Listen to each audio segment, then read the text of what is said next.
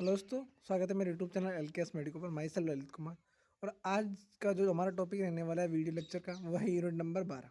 ठीक, यूनिट कोई सी भी हो सकती है। टॉपिक का नाम है nursing management of organic brain disorder. जो भी ऑर्गेनिक ब्रेन डिसऑर्डर है उनके नर्सिंग मैनेजमेंट है। ठीक है, अब एग्जाम में या तो नर्सिंग मैनेजमेंट पूछता है या पूरी पूछ लेगा कि ओबीडी को डिस्क्राइब करिए, या फिर ओबीडी के अंदर जो भी टाइप है इसके अंदर दो डिजीज हम मेनली पढ़ेंगे, डिमेंशिया और डेलीरियम। ठीक है, डिमेंशिया और डेलीरियम को डेप्थ तक देखेंगे और उनका नर्सिंग मैनेजमेंट देखेंगे। तो नर्सिंग मैनेजमेंट भी पूछ सकता है, डिलेरियम को अलग से पूछ सकता है, डिमेंशिया को अलग से पूछ सकता है, या ओबीडी पूरी पूछ सकता है। ये आरयूएचएस के एग्जाम के पॉइंट ऑफ व्यू से बहुत इंपॉर्टेंट टॉपिक है। तो पहले तो हम भैया ओबीडी की वो जांचते हैं, हम डेफिनेशन जांचते हैं ओबीडी की। ठीक है, ओबीडी की डेफिनेशन होती क्या है? An organic brain disorder. ठीक है, ये क्या है? ऑर्गेनिक ब्रेन डिसऑर्डर है। OBD also known as organic brain syndrome. OBD को क्या बोलते हैं हम? ऑर्गेनिक ब्रेन सिंड्रोम भी बोलते हैं। Is any disorder involving decrease mental function. इसके अंदर क्या होता है? मेंटल को जो फंक्शन है, हमारे ब्रेन के जो फंक्शन है, वो डिक्रीज हो जाएंगे ड्यू टू ए मेडिकल और फिजिकल डिजीज। कोई भी मेडिकल या ऐसी फिजिकल डिजीज जिसके कारण हमारे मेंटल के फंक्शन लॉस हो रहे हैं, तो हम उसको बोलेंगे ऑर्गेनिक ब्रेन डिजीज या ऑर्गेनिक ब्रेन सिंड्रोम। ठीक है, रादर देन, इसमें है आगे, rather than to physical psychiatric illness. देखो, ये बताना चाह रहा है कि ऐसी कोई ज़रूरी नहीं है कि अगर मेंटल के फंक्शन डिक्रीज हो रहे तो उनका कोज साइकेट्रिक इलनेस हो। साइकेट्रिक इलनेस के अलावा भी अगर कोई मेडिकल कंडीशन या फिजिकल कंडीशन ऐसी बन रही है जिससे आपके मेंटल के फंक्शन, तो माइंड के फंक्शन है वो कम हो रहे हैं, या ब्रेन के फंक्शन जो कम हो रहे हैं, तो उसको बोलेंगे हम ऑर्गेनिक ब्रेन डिसऑर्डर। मतलब आपकी साइकेट्रिक इलनेस, जरूरी नहीं है कि साइकेट्रिक इलनेस चाहिए हो। अब आ जाता है आईसीडी क्लासिफिकेशन ऑफ ओबीडी। ठीक है, तो भैया तो अगर हम पूरा क्लासिफिकेशन देखेंगे तो अलग टॉपिक रहेगा, लेकिन अगर हम पूरा आईसीडी क्लासिफिकेशन देखते हैं, आईसीडी क्लासिफिकेशन के अंदर हमारे ब्रेन, ये जो ऑर्गेनिक डिसऑर्डर को कहाँ रखा गया है, तो उसके अंदर एक कॉलम आता है F0 से F7 तक। तो उसके अंदर ये पूरे रखे गए हैं F0 से F7 तक। देखो, F0 से F7 तक आएगा। ठीक है, F0 से F7 तक आएगा, जिसके अंदर पूरे जो ऑर्गेनिक ब्रेन डिसऑर्डर हैं वो पूरे हैं। तो फर्स्ट F00 के अंदर क्या आता है? डिमेंशिया इन एल्जाइमर डिजीज। अगर डिमेंशिया किसी एल्जाइमर डिजीज के कारण या उसके सपोर्टिव से हो रहा है। एल्जाइमर डिजीज का मतलब होता है कि धीरे धीरे फंक्शन लॉस होता है भैया। जैसे ही एज, इंसान की एज ज़्यादा होती है, उसके धीरे धीरे मेंटल फंक्शन, सब फंक्शन लॉस होते हैं, तो उसको बोल देंगे डिमेंशिया इन एल्जाइमर डिजीज। अब F01 में क्या आएगा? Vascular dementia. वेस्कुलर डिमेंशिया का मतलब होता है कि ऐसी कोई सिचुएशन आ जाए कि आपकी ब्लड वेसल्स कोई ऐसी हो जाए, ब्लड वेसल्स रप्चर हो जाए या बंद हो जाए, तो उसके अकॉर्डिंग अगर हमारे ब्रेन के फंक्शन लॉस है, कोई नस ब्लॉक हो गई तो ब्रेन के फंक्शन लॉस हो जाएंगे, तो उसके बोलेंगे वेस्कुलर डिमेंशिया। F04 के अंदर, इसमें से F03 और F02 वो दोनों नहीं है, इस क्लासिफिकेशन में उनको नहीं रखा गया है। तो हम डायरेक्ट देखते हैं F04, organic amnestic syndrome. Organic amnestic syndrome का मतलब होता है कि आपकी मेमोरी अफेक्ट हो रही है कोई भी फिजिकल कोज के कारण। आपके सर में चोट लग गई, उसके कारण आपकी मेमोरी लॉस हो रही थी, उसको वो रखेंगे ऑर्गेनिक एमनेस्टिक सिंड्रोम में। फिर हमारा नेक्स्ट आता है डिलेरियम। डिलेरियम एक ऑर्गेनिक ब्रेन डिसऑर्डर का सेकंड टाइप होता है, या इसके अंदर हम उसको पढ़ेंगे डिलेरियम को। तो डिलेरियम के अंदर क्या होता है? डिसोरिएंटेशन हो जाता है कॉन्शियसनेस का, और परसेप्शन वो ढंग से नहीं कर पाता, उसको बोलेंगे डिलीरियम। ठीक है, अब नेक्स्ट आता है mental disorder due to the brain damage. अगर कोई मेंटल डिसऑर्डर हो रहा है ब्रेन डैमेज के कारण, आपका ब्रेन डैमेज हो गया, उसके अगर उसके कारण कोई मेंटल डिसऑर्डर होता है, तो उसको रखा जाएगा F06 के अंदर, डिस्फंक्शन फिजिकल और डिजीज। अगर आपका ब्रेन डैमेज है, डिस्फंक्शन है, या फिजिकल डिजीज के कारण अगर आपके कोई मेंटल में समस्या, आपके दिमाग में कोई समस्या जा रही है, तो उसको F06 के अंदर रखेंगे। और F07 के अंदर आ जाएगा भैया पर्सनैलिटी एंड बिहेवियर डिसऑर्डर। ठीक है, आपका इतना क्लियर हो गया होगा कि हमारे 5 ऑप्शन है। F01 में dementia and Alzheimer disease, F01 के अंदर आ जाएगा वस्कुलर डिमेंशिया, F04 के अंदर आ जाएगा ऑर्गेनिक एमनेस्टिक सिंड्रोम, F05 के अंदर आ जाएगा डिलीरियम, F06 के अंदर आ जाएगा मेंटल डिसऑर्डर जो कि ब्रेन डैमेज के कारण, डिस्फंक्शन के कारण, फिजिकल डिजीज के कारण होते हैं, और F07 के अंदर पर्सनैलिटी एंड बिहेवियर डिजीज आ जाएगी। ठीक है, अब हम पढ़ लेते हैं डिमेंशिया। अब हमारा जो मेन टॉपिक है भैया वो आ गया डिमेंशिया। ठीक है, अब डिमेंशिया होता क्या है? देखो, मैं बताऊं, डिमेंशिया एक ऐसी प्रॉब्लम है जो धीरे धीरे होती है। ऐसा नहीं कि आज डिमेंशिया के सिम्टम आए और कल ही अपन को डिजीज कर दी कि भाई डिमेंशिया हो गया। ऐसा बिल्कुल भी नहीं है, डिमेंशिया बहुत लंबी प्रोसेस होती है। ठीक है, तो हम डिमेंशिया की डेफिनेशन पढ़ेंगे कि dementia is disease disease which cause problem. Dementia एक ऐसी डिजीज है जो क्या करती है, कौन से प्रॉब्लम कोज करती है? Memory, thinking ability and behaviour. ठीक है, डिमेंशिया एक ऐसी डिजीज होती है जो मेमोरी के साथ, थिंकिंग एबिलिटी के साथ और बिहेवियर के साथ प्रॉब्लम कोज करती है। It is usually started slowly, मैंने क्या बोला था शुरुआत में, बहुत स्लोली होती है। And gets worse with time, worse का मतलब होता है बहुत पुअर, बहुत खराब स्थिति। तो क्या होगा कि डिमेंशिया धीरे धीरे स्टार्ट होता है और टाइम के साथ बहुत बुरी कंडीशन हो जाती है। तो आपको क्लियर हो गया होगा कि dementia is a disease which cause problem memory, thinking ability and behaviour. It usually started slowly and gets worse with time. ठीक है, ये धीरे धीरे स्टार्ट होती है और एक टाइम के साथ बहुत ज़्यादा हैवी हो जाती है। ठीक है, अब आ जाता है हमारी डिमेंशिया की सेकंड डेफिनेशन। ऐसे ही है तो serious mental problem cause by, ये एक सीरियस मेंटल प्रॉब्लम होती है कोज बाई ब्रेन डिजीज, कोई ब्रेन की डिजीज हो, कोई इंजरी हो, that affect the ability to think, जो क्या कर रही हो, हमारी सोचने की एबिलिटी को अफेक्ट कर रही हो, रिमेंबर को अफेक्ट कर रही हो एंड बिहेव नॉर्मली। इससे पर्सन क्या नहीं कर पा रहा, बिहेव नॉर्मल नहीं कर पा रहा। ठीक है, ये दूसरी डेफिनेशन है कि serious mental problem cause by brain disease और इंजरी, ये ब्रेन डिजीज और इंजरी के कारण होती है। That affect the ability to think, remember and behave normally. ठीक है, अब आ जाता है risk factor. Okay, risk factor क्या है कि ऐसे क्या कारण हो सकते हैं जिनसे डिमेंशिया हो सकता है। तो एक तो एज, अगर आपको एज है, आपकी एज ज़्यादा हो रही है, मतलब 60 के एज के हो गए, तो आप इतना याद नहीं रख पाओगे, आपके सब फंक्शन लॉस होंगे, एल्जाइमर डिजीज हो जाएगी। तो आपने F00 के अंदर पढ़ा था dementia with the Alzheimer disease, मतलब कि एज अगर आपकी ज़्यादा हो रही है तो डिमेंशिया के चांस ज़्यादा हो जाएंगे। फैमिली हिस्ट्री एंड जेनेटिक, आपके फादर और मदर को अगर ऐसी बीमारी हुई हो तो वो भी हो सकती है। जेंडर, ठीक है, जेंडर के भी इसको डिफेंड करता है कि पर्टिकुलर जेंडर में ज़्यादा होती होगी। माइल्ड कोग्निटिव इम्पेयरमेंट, अगर आपका कोग्निटिव इम्पेयरमेंट थोड़ा कम हो गया है, आप सोचने की क्षमता आपकी कम हो गई है, कोग्निशन के अंदर बहुत सारे आते हैं, कोग्निशन प्रोसेस के अंदर thinking, reasoning, imagination, perception, attention, ये सब आते हैं। अगर उसका थोड़ा सा माइल्ड हो गई हो तो उसमें भी आपकी डिमेंशिया वाली कंडीशन हो सकती है। आपको डाउन सिंड्रोम, अगर किसी पर्सन को डाउन सिंड्रोम है तो उसके अंदर डिमेंशिया के चांस ज़्यादा होंगे।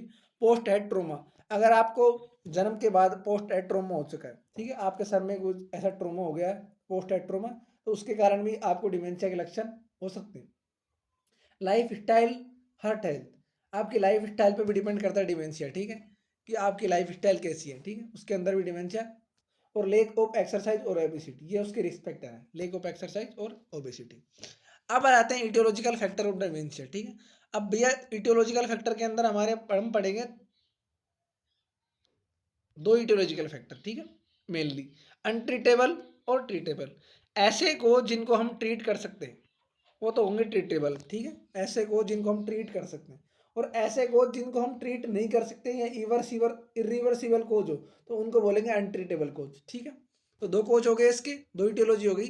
तो फर्स्ट के अंदर आता है अनट्रीटेबल, अनट्रीटेबल के अंदर आता है डीजनरेटिंग डिसऑर्डर ऑफ सीएनएस, अगर सेंट्रल नर्वस सिस्टम में अंदर डीजनरेटिंग हो रही है। डीजनरेशन का मतलब होता है कि धीरे धीरे किसी चीज के फंक्शन लॉस होना, धीरे धीरे किसी भी चीज के फंक्शन लॉस होना, वो आ जाएगा डीजनरेटिंग डिसऑर्डर ऑफ सीएनएस। सेकंड हमारा आ रहा है एल्जाइमर डिजीज। ठीक है, एल्जाइमर डिजीज। फिर आ रहा है next Pick's disease. Pick's disease एक डिमेंशिया का ही टाइप होता है, इसको बोलते हैं फ्रंटो टेम्पोरल डिमेंशिया बोलते हैं। ठीक है, तो ये फ्रंटो टेम्पोरल डिमेंशिया के नाम से जानी जाती है डिजीज, तो इसके कारण भी हो सकता है। थर्ड आता है, फोर्थ आता है हमारा पार्किंसन डिजीज। अगर आपका डोपामाइन लेवल डिक्रीज है, आपकी बॉडी का डोपामाइन लेवल अगर डिक्रीज है, डोपामाइन एक न्यूरोट्रांसमीटर होता है, अगर उस न्यूरोट्रांसमीटर का लेवल अगर कम है तो आपके डिमेंशिया के चांस हो सकते हैं। फिर हमारा नेक्स्ट आता है ट्रीटेबल और रिवर्सिबल कोज। वॉस्कुलर मल्टी इन्फेक्शन डिमेंशिया, अगर आपकी वेसल्स में अगर परेशानी है, उसके कारण डिमेंशिया हो रहा है, तो हम वेसल्स को ठीक कर सकते हैं, ब्लड वेसल्स को ठीक कर सकते हैं, तो ये ठीक हो जाएगा। Metabolic disorder of renal failure, अगर मेटाबॉलिक डिसऑर्डर है तो हम उससे भी ट्रीट कर सकते हैं ड्रग्स के द्वारा। एंडोक्राइन डिसऑर्डर, अगर एंडोक्राइन कोई डिसऑर्डर है जैसे सच एडिशन डिजीज, तो इसको हम ट्रीट कर सकते हैं। ये एंडोक्राइन एक डिजीज होती है, एंडोक्राइन का टाइप है। इन्फेक्शन, इन्फेक्शन के अंदर आ रहा है मेनिंजाइटिस एड्स, इसको भी हम लगभग लगभग ड्रग्स के माध्यम से क्योर कर सकते हैं। अगर इनका हम इनिशियल ट्रीटमेंट करें एड्स का और मेनिंजाइटिस का, तो ड्रग्स के माध्यम से ठीक हो जाएगी, तो ट्रीटेबल कोज हो गए। और नॉन ट्रीटेबल कोज आपने ऊपर पढ़ी लिए, ठीक है। तो देखो अनट्रीटेबल के अंदर आ जाएगा degenerative disorder, Alzheimer disease, Pick's disease और पार्किंसन डिजीज। ट्रीटेबल के अंदर आ जाएगा vascular multi infection dementia, metabolic disorder, renal failure, endocrine disorder, Addison disease, और इन्फेक्शन के अंदर आ जाएगा मेनिंजाइटिस और एड्स।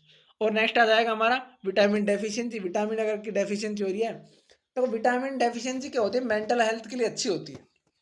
हमारा तो जैसे विटामिन ई है तो न्यूरोलॉजिकल हेल्थ के लिए अच्छा हो रहा है। अगर वहाँ की अगर विटामिन ई की कमी हो जाए, मान लो सपोज वी की कमी हो जाए, तो हमारे न्यूरोलॉजिकल फंक्शन कम होंगे, और न्यूरोलॉजिकल फंक्शन कम होंगे तो हमारे ब्रेन की थिंकिंग पावर, जो थिंकिंग एबिलिटी है, सोचने की क्षमता है, मेमोरी पावर, वो कम होगी। तो अगर हम विटामिन ई, सॉरी कोई सा भी विटामिन हो, तो विटामिन की डेफिशिएंसी होगी तो हमारे न्यूरोलॉजिकल डिसऑर्डर होगा। न्यूरोलॉजी डिसऑर्डर के अंदर हमारा डिमेंशिया हो सकता है। और एल्कोहल, अगर आप अल्कोहल का कंज्यूमेशन करते हो तो उसके कारण भी डिमेंशिया हो सकता है, ठीक है। अब आ जाती है हमारी स्टेज ऑफ डिमेंशिया, ठीक, स्टेज ऑफ डिमेंशिया, ठीक है। स्टेज हमारी 3 स्टेज होती है, अर्ली स्टेज, मिडिल स्टेज और फाइनल स्टेज।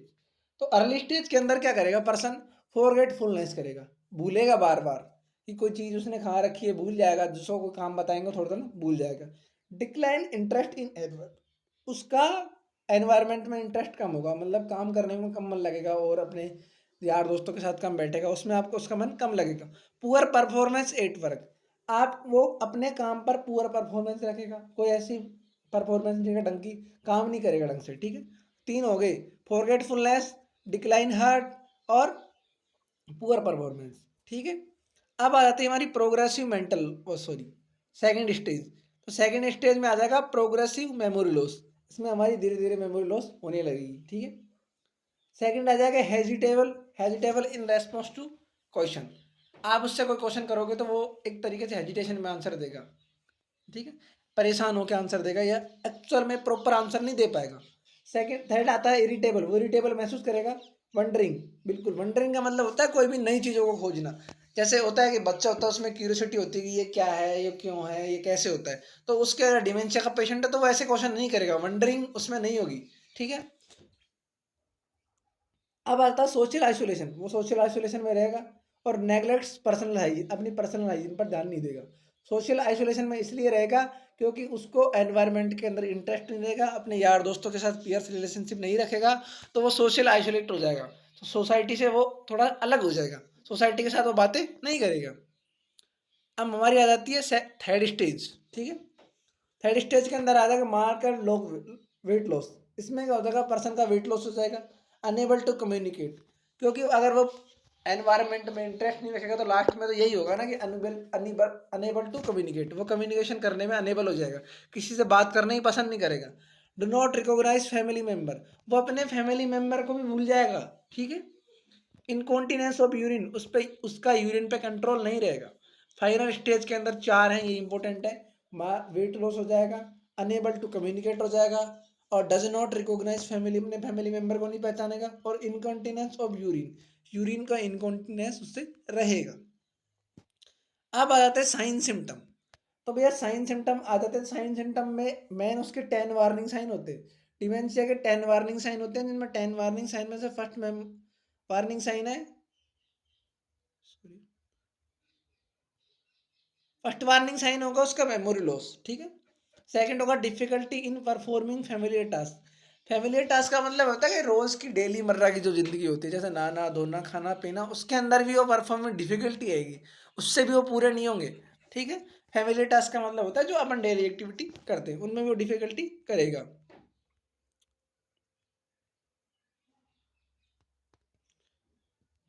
अब थर्ड आता है डिसोरिएंटेशन ऑफ टाइम पैलेस, उसको पता नहीं रहेगा कितने बज गए और वो कहाँ पे है। Withdrawal from the social activities, जब हमने पहले साइंस सिम्टम में पढ़ लिया था कि वो सोशली आइसोलेशन हो जाएगा, तो वो सोसाइटी की एक्टिविटीज़ में भाग नहीं लेगा, ठीक है। पुअर जजमेंट, उसका जजमेंट बिल्कुल डिक्रीज हो जाएगा, पुअर हो जाएगा। मिस पैलेसिंग थिंग्स, अपनी चीज़ों को रख के भूल जाएगा, कहाँ रखी हुई चीज़ें मैंने वो रख के भूल जाएगा। Problem keeping track of thing, इसमें होता है कि किसी चीज़ को खोजना या ट्रैक करना, किसी भी थिंग्स को ट्रैक करने में वो प्रॉब्लम फेस करेगा। कहाँ उसने चीज़ रखी है पता नहीं, जैसे वो मान लो सपोज दैट वो पढ़ रहा है, वो पढ़ते पढ़ते 10 नंबर 10 नंबर को 10 नंबर पेज पे है, और वो कुछ देर बाद वापस 15 पे आ जाता है, तो उसको पता ही नहीं चलेगा कि मैंने पहले 10 पेज नंबर पढ़ा हुआ था, मैं 15 पे पहुंच गया। तो ऐसी उसकी फॉरगेटफुलनेस हो लेगी होगी। Change change in mood and behaviour, trouble with the image and spatial relationship. Trouble with the image, images को नहीं पहचानेगा, और स्पाशियल रिलेशनशिप, दो रिलेशनशिप होते हैं, तो ब्लड रिलेशनशिप और एक स्पाशियल जो ब्लड के अलावा होता है, ठीक है। और प्रॉब्लम विद द लैंग्वेज, और लैंग्वेज में डिफिकल्टी आएगी। तो इसके 10 वार्निंग साइन हो गए। तो memory loss, difficulty in familiar task, disorientation of time palace, withdrawal from the society, social activities, poor or decreased judgment, misplacing things, problem keeping track of things, change in mood and behavior, trouble with the images and spatial relationship, और problem with the language, ठीक है। अब आते हैं इसका symptoms. इसके symptoms में क्या क्या है? पर्सनैलिटी चेंज हो जाएगा उसका, मेमोरी इंपेयरमेंट होगा, कोग्निटिव इंपेयरमेंट होगा, न्यूरोलॉजिकल इंपेयरमेंट होगा, सबका इंपेयरमेंट होगा, क्योंकि जो कोग्निशन होता है ना उसके अंदर ही आती है सब चीज़ें, मेमोरी वगैरह, पर्सनैलिटी, या ये पर्सनैलिटी की चीज़ें हुए, अटेंशन परसेप्शन, ये उसमें आते हैं। तो ये सब उसके इंपेयरमेंट हो जाएंगे, ठीक है। अगर ब्रेन के फंक्शन डिक्रीज होंगे तो सब धीरे धीरे इंपेयरमेंट होंगे, आपका कोग्निशन भी इंपेयरमेंट होगा, न्यूरोलॉजिकल इंपेयरमेंट हो जाएगा, मेमोरी इंपेयरमेंट हो जाएगा, पर्सनैलिटी आपकी चेंज हो जाएगी। अब भैया आता है डायग्नोसिस में अपन क्या क्या करवाएंगे। तो हम डायग्नोसिस में उसकी हिस्ट्री कलेक्शन कर लेंगे, फिजिकल एग्जामिनेशन कर लेंगे, और मिनी मेंटल स्टेटस एग्जामिनेशन कर लेंगे, एमआरआई कर लेंगे, सीटी स्कैन कर लेंगे, और विटामिन का एनालिसिस करेंगे, क्योंकि विटामिन की डेफिशिएंसी से रिस्क फैक्टर होता है विटामिन। सही है, इसका कोज ही होता है, सॉरी रिस्क फैक्टर नहीं होता, कोज होता है, विटामिन ए का डेफिशिएंसी है तो भी आपके डिमेंशिया हो सकता है। अब आता है हमारा ट्रीटमेंट। तो हम ट्रीटमेंट में क्या क्या देंगे? तो ड्रग्स, टेक्राइन हाइड्रोक्लोराइड दे देंगे उसको, और मेम मेमेटाइन, ठीक है, टेक्रिन हाइड्रोक्लोराइड और मेमेटाइन दे देंगे। और सिम्टोमेटिक ट्रीटमेंट के अंदर एंटीसाइकोटिक दे देंगे, एंजियोलाइटिक दे देंगे, एंटी डिप्रेसेंट दे देंगे, और बेंजोडाइजेपिन्स दे देंगे। देखो ये साइकोलॉजिकल जो डिसऑर्डर होते हैं उनके ये ट्रीटमेंट होते हैं। एंटी एंजाइटिक दे देंगे, एंटी साइकोटिक दे देंगे, एंटी डिप्रेसेंट दे देंगे, एंजियोलाइटिक दे देंगे, बेंजोडाइजेपिन्स दे देंगे, और स्लीपिंग को इंड्यूस करने वाली दे देते हैं अपन, स्लीपिंग इंड्यूस हो गई।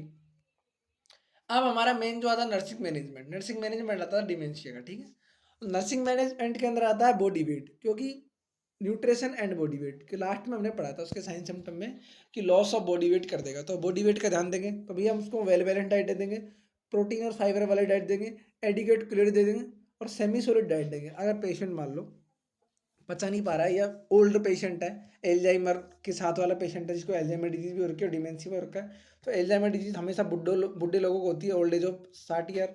तो अगर 60 ईयर का है तो उसको सेमी सॉलिड डाइट दे देंगे, ठीक है। आपने पढ़ा था साइन सिम्टम में को पर्सनल हाइजीन को नेग्लेक्ट करेगा सेकंड स्टेज के अंदर, तो पर्सनल हाइजीन पे ध्यान देंगे। प्रिवेंट फ्रॉम द एक्सीडेंट, अगर वो अपने फैमिली टास्क को ही मतलब पूरा नहीं कर पा रहा, रोजमर्रा की जिंदगी को पूरा नहीं कर पा रहा, तो वो एक्सीडेंट के चांस हो सकते हैं उसके, कि वो इंजरी से उसको इंजरी से हम प्रिवेंट करेंगे। फ्लूड उसका मैनेजमेंट करेंगे, फ्लूड उसको देंगे, क्योंकि और वेट लॉस होगा तो फ्लूड देंगे उसको, अगर मुंह से नहीं लेगा तो उसको फ्लूड देंगे।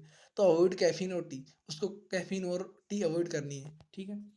मूड और emotion, mood change are predictable, उसके मूड और इमोशन को देखेंगे कि प्रेडिक्टेबल तो नहीं है, प्रेडिक्टेबल होने तो पहले पता लग जाता है, ठीक है, कि इसके मूड चेंज वाला, अग्रेसिव होने वाला है, ठीक है, इमोशनल होने वाला है, तो पहले ही पता लग जाता है, तो उसको हम उसको साइकोलॉजिकल सपोर्ट देंगे, ठीक है।